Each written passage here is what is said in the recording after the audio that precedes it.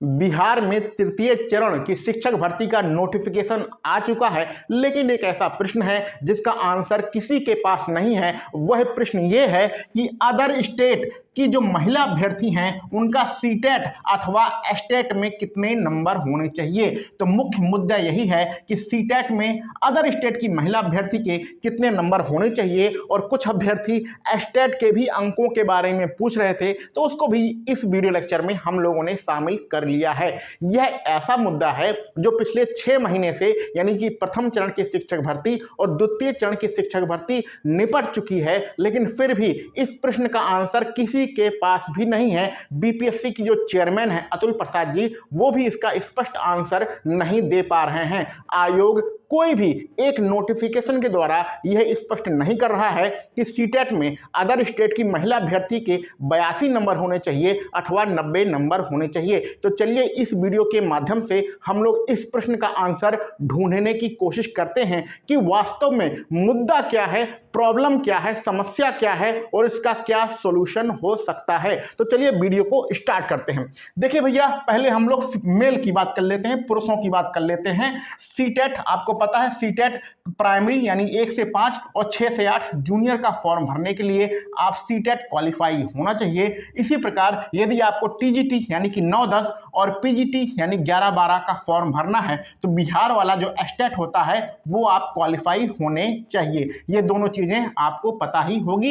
Estate का form जनवरी में आया है वो है, और उम्मीद है आप लोगों ने यह फॉर्म भरा ही होगा। अब पहले पुरुषों की बात कर लेते हैं कि अदर स्टेट के जो पुरुष हैं उन्हें कितने नंबर चाहिए। तो यह पुरुषों का हिसाब बिल्कुल क्लियर है कि चाहे आप सीटेट हो चाहे एस्टेट हो, पुरुषों को 90 नंबर चाहिए। अच्छा, कुछ लोग यहाँ पर यह भी प्रश्न पूछते हैं कि हम अदर स्टेट यानी कि हम उत्तर प्रदेश के हैं, हरियाणा के हैं, मध्य प्रदेश के हैं, दिल्ली के हैं और हम ओबीसी में हैं अथवा एससी में हैं अथवा एसटी में हैं, और ये पीएच वाले जो भाई लोग हैं ये बहुत ज़्यादा प्रश्न पूछते हैं, हम पीएच में हैं तो हमें बिहार का फॉर्म भरने के लिए कितने नंबर चाहिए। तो आप किसी भी कैटेगरी में हैं, भैया समझ लो बात को ध्यान से कि आप किसी भी कैटेगरी में हैं, अगर आप पुरुष हैं और बिहार का फॉर्म भरना चाहते हैं, अदर स्टेट के हैं, तो आपको 90 नंबर होना चाहिए। प्राइमरी और जूनियर का फॉर्म भरने के लिए आप सीटेट क्वालिफाई होना चाहिए और टीजीटी पीजीटी का फॉर्म भरने के लिए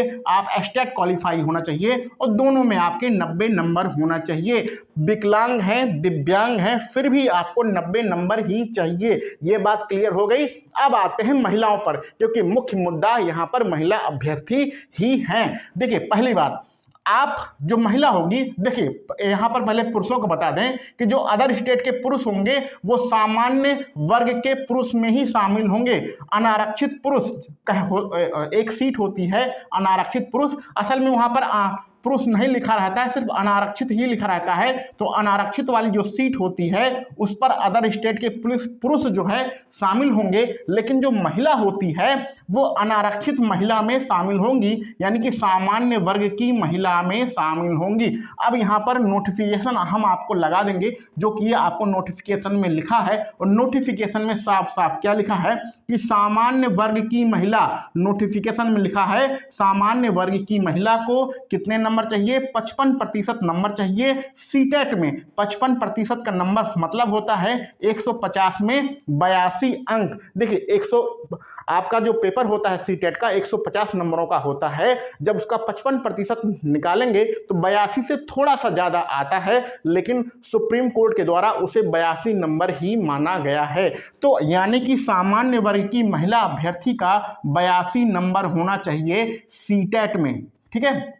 अच्छा, यहाँ पहले एस्टेट का बात कर लेते हैं। एस्टेट जो कि 9 से 10 और 11 से 12 की बात होती है, तो एस्टेट क्योंकि बिहार का ही पेपर होता है, तो ऐसे एक हम लोगों का ग्रुप है, टेलीग्राम में एक ग्रुप है, उसमें बहुत सारे स्टूडेंट हैं जो बीपीएससी का पेपर देते हैं, बीपीएससी की तैयारी कर रहे हैं। प्रथम चरण में भी उन्होंने पेपर दिया है, द्वितीय चरण में भी पेपर दिया है, तो बहुत सारे लोग उस ग्रुप से जुड़े हुए हैं। उसमें एस्टेट क्वालिफाई को 82 नंबर चाहिए। देखिए एस्टेट की भी बात कर रहे हैं, सीटेट की भी थोड़ी देर में बात करते हैं।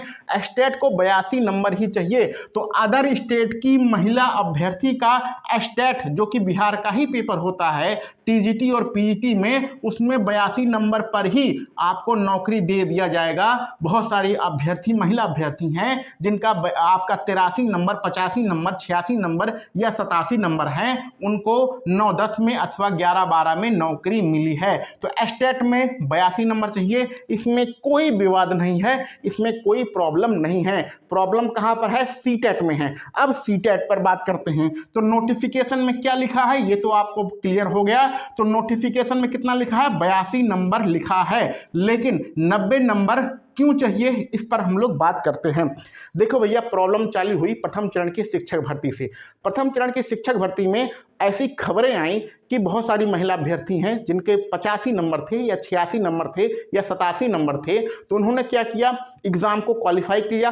प्राइमरी वाला जो एग्ज़ाम था 1 से 5 वाला प्राइमरी वाला एग्ज़ाम था, उसको क्वालिफाई किया। क्वालिफाई करने के बाद उनकी काउंसलिंग भी हो गई। काउंसलिंग के बाद उनको 15 दिन की ट्रेनिंग भी हो गई। ट्रेनिंग के बाद जब वह लोग अपने अपने जिले में ज्वाइन करने के लिए गए तो बहुत सारे जिलों में उन्हें ज्वाइन नहीं कराया गया। यानी कि जिनके 85 नंबर, 86 नंबर, 87 नंबर थे, 90 से कम नंबर थे, उन्हें ज्वाइन नहीं कराया गया। लेकिन यहाँ पर कुछ जिलों में उन्हें ज्वाइन करा लिया गया। यानी कि जिनके 90 से कम नंबर हैं, जो 82 अंक वाले हैं, उन्हें अधिकांश जिलों में ज्वाइन नहीं कराया गया और कुछ जिलों में ज्वाइन कराया गया। और यही कहानी सेकंड फेज में भी देखने को मिली है। द्वितीय चरण की शिक्षक भर्ती में भी जिनके 90 से कम नंबर हैं, उन्हें अधिकांश जिले में बाहर कर दिया गया, लेकिन अपवाद स्वरूप कुछ जिले में ज्वाइन कराया गया। यानी कि कहने का मतलब है शिक्षा विभाग खुद ही कंफ्यूज्ड है कि हम 90 नंबर मान के चलें अथवा 82 नंबर मान के चलें। ये जो हम बातें बोल रहे हैं बिल्कुल फैक्ट है। सभी लोगों को बाहर नहीं किया गया है, कुछ जिले में ज्वाइन कराया गया है और अधिकांश जिलों में 90 नंबर से अगर आपके कम नंबर हैं तो सीटेट की मार्कशीट देखकर आपको बाहर कर दिया गया है। तो प्रथम चरण की शिक्षक भर्ती में जो बच्चे थे वो तो बर्दाश्त कर गए, क्योंकि बिहार में पहली बार पेपर देने गए थे, वहाँ का नियम उन्हें नहीं पता गया था। जब उन्हें डांट कर भगा दिया गया तो वो घर चले आए, चुपचाप अपना बोरिया बिस्तर बांध के घर चले आए। लेकिन द्वितीय चरण की शिक्षक भर्ती में जब उन्हें बाहर कर दिया गया, क्योंकि नोटिफिकेशन में साफ साफ लिखा है 82 नंबर, तो ये लोग हार मानने वाले नहीं थे।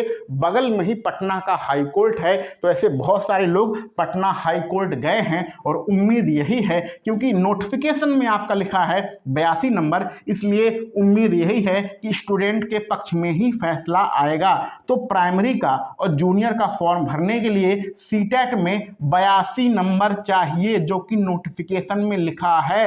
लेकिन शिक्षा विभाग नहीं मान रहा है, तो शिक्षा विभाग को समझाने के लिए, अपनी बात मनवाने के लिए पटना हाई कोर्ट गए हैं बहुत सारे लोग, और उम्मीद है स्टूडेंट के पक्ष में ही फैसला आएगा। अब कंक्लूजन क्या है कि तृतीय चरण की शिक्षक भर्ती आ चुकी है, आपको फॉर्म भरना चाहिए अथवा नहीं भरना चाहिए। अगर आपके 90 से कम नंबर हैं तो क्या आप फॉर्म भरें अथवा ना भरें? तो हमारा तो यही मानना है भैया, यहाँ पर बात सरकारी नौकरी की हो रही है। किसी किसी की ज़िंदगी निकल जाती है, तैयारी करते करते, पढ़ते पढ़ते सरकारी नौकरी नहीं मिलती है। सरकारी नौकरी की क्या अहमियत होती है यह हम जानते हैं, क्योंकि हम स्वतः ही गवर्नमेंट जॉब में हैं, उत्तर प्रदेश के सहायक अध्यापक के पद पर काम कर रहे हैं। तो आपको भी जो है गवर्नमेंट जॉब की अहमियत पता होना चाहिए। एक नोटिफिकेशन अथवा किसी विभाग की मनमानी से आपकी नौकरी नहीं जानी चाहिए। तृतीय चरण का नोटिफिकेशन आ चुका है। यदि आपके 90 से कम नंबर हैं तो आप लोग फॉर्म भरो, ज़बरदस्त तैयारी करो, एग्ज़ाम को क्वालिफाई करो। आज जब आप काउंसलिंग में जाएंगे, अगर आपको वहां से बाहर किया जाता है तो आपको क्या करना है, अपना झोला झंडी उठाना है और पटना हाई कोर्ट पहुंच जाना है। ठीक है, अपना झोला झंडी उठाकर पटना हाई कोर्ट पहुंच जाना है, वहां पर मुकदमा दायर करना है और अपना मुकदमा लड़ना है। 2-4 लोगों को और मिला लो, क्योंकि 5-10 हज़ार में आपका जो है रिट दायर हो जाएगी। लेकिन मुकदमा लड़ने के लिए रुपए की जरूरत होती है, तो 10, 15, 20 लोग मिलकर ग्रुप बना लीजिए, मुकदमा लड़िए। सरकारी नौकरी 2 तरीके से मिलती है।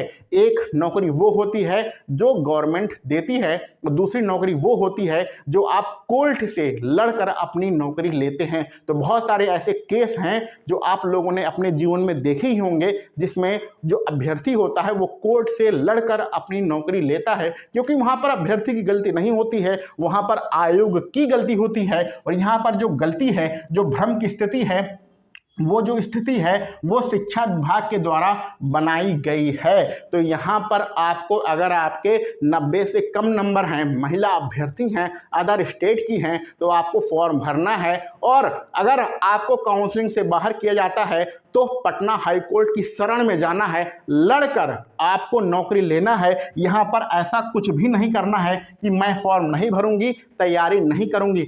प्रथम चरण की और द्वितीय चरण की शिक्षक भर्ती में ये सारी चीज़ें यहाँ पर देखी गई हैं और हम अपने अनुभव से बता रहे हैं कि आपको लड़कर नौकरी लेना है। अगर आयोग मान जाता है तो अच्छी बात है, नहीं मानता है, तृतीय चरण की शिक्षक भर्ती आप क्वालिफाई कर लेते हैं और शिक्षा विभाग नहीं मानता है, तो आपको लड़कर नौकरी लेनी है, क्योंकि नोटिफिकेशन में साफ साफ 55% नंबर होना चाहिए सीटेट में, ये सारी बातें लिखी गई हैं। तो अब आप लोग जो बार बार कमेंट बॉक्स में प्रश्न पूछते हैं कि सर मेरे 85 नंबर हैं या 87 नंबर हैं, मैं फॉर्म भरूं कि ना भरूं, फॉर्म भरूं, अगर मुझे बाहर कर दिया गया तो मेरा इतना नुकसान हो जाएगा, आने जाने का खर्चा लगता है 5-10 हज़ार रुपये का नुकसान हो जाएगा। तो इसका एक ही सलूशन है कि बहन आपको फॉर्म भरना है। अगर आप रुपए के लिए इतना सोचेंगे तो नौकरी कैसे मिलेगी? आपको फॉर्म भरना है, फॉर्म भरिए, क्वालिफाई करिए। अगर आपको बाहर किया जाता है तो पटना हाई कोर्ट जाइए और मुकदमा लड़िए,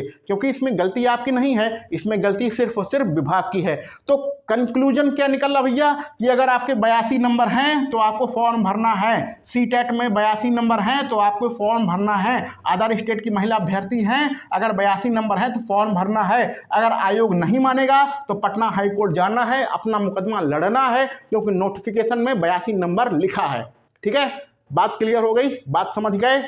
जिन लोगों को बाहर किया गया है प्रथम चरण की शिक्षक भर्ती में और द्वितीय चरण की शिक्षक भर्ती में, उनको भी हमारी यही सलाह है कि आप सभी लोग पटना हाई कोर्ट जाइए। जो पहले से ही मुकदमा लड़ रहे हैं उनको मजबूत कीजिए, उनको ताकत दीजिए, शक्ति दीजिए, उनके साथ रहिए और खुद भी मुकदमा लड़िए। 2-4 कहीं इधर कहीं उधर आप 2-4-10 रिट दायर करिए। जब ढेर सारी रिट दायर होगी तो आयोग खुद ब खुद समझ जाएगा कि हम गलती कर रहे हैं। क्योंकि हम सिर्फ आपको बता सकते हैं, सलाह दे सकते हैं, भैया हम मुकदमा नहीं लड़ सकते हैं क्योंकि हम खुद गवर्नमेंट जॉब में हैं, तो ये सारे काम हम नहीं कर सकते हैं। आपको अपनी लड़ाई खुद लड़ना पड़ेगा। ठीक है भैया, तो बात आप समझ गए। अगर 82 नंबर हैं आपके सीटेट में, अदर स्टेट की महिला अभ्यर्थी हैं, तो आपको जो तृतीय चरण की शिक्षक भर्ती का फॉर्म भरना है। तो उम्मीद है यहाँ पर सारे डाउट आपके क्लियर हो गए होंगे। जो पिछले 6 महीने से नौटंकी चल रही है आयोग के द्वारा प्रथम चरण की शिक्षक भर्ती में और द्वितीय चरण की शिक्षक भर्ती में,